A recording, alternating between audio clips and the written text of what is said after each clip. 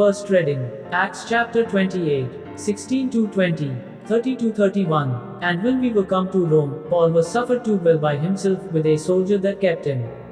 And after the third day, he called together the chief of the Jews. And when they were assembled, he said to them, Men, brethren, I, having done nothing against the people, or the custom of our fathers, was delivered prisoner from Jerusalem into the hands of the Romans, who, when they had examined me, would have released me, for that there was no cause of death in me. But the Jews contradicting it, I was constrained to appeal unto Caesar, not that I had anything to accuse my nation of. For this cause therefore I desired to see you, and to speak to you. Because that for the hope of Israel, I am bound with this chain. And he remained 2 whole years in his own hired lodging, and he received all that came into him, preaching the kingdom of God, and teaching the things which concern the Lord Jesus Christ, with all confidence, without prohibition. Gospel. John chapter 21, 20-25. Peter turning about, saw the disciple whom Jesus loved following, who also leaned on his breast at supper, and said, Lord, who is he that shall betray thee? Him therefore when Peter had seen, he said to Jesus, Lord, and what shall this man do?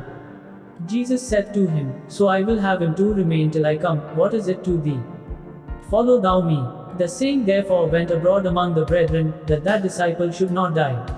And Jesus did not say to him, He should not die, but, So I will have him to remain till I come. What is it to thee?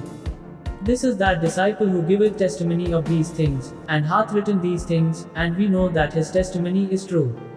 But there are also many other things which Jesus did, which, if they were written every one, the world itself, I think, would not be able to contain the books that should be written.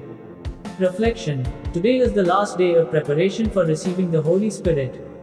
The Gospel of today gives us a glimpse of conclusion. John the Evangelist concludes his Gospel.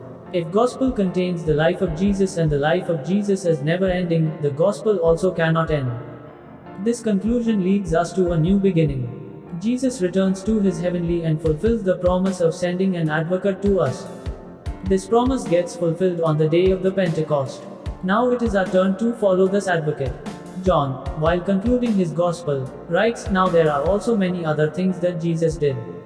Were every one of them to be written, I suppose that the world itself could not contain the books that would be written. God is still at work in the lives of many. He is at work in my life, your life, and everyone's life. If I have experienced God in my life, if God has done something for me, then it is my turn to write a Gospel.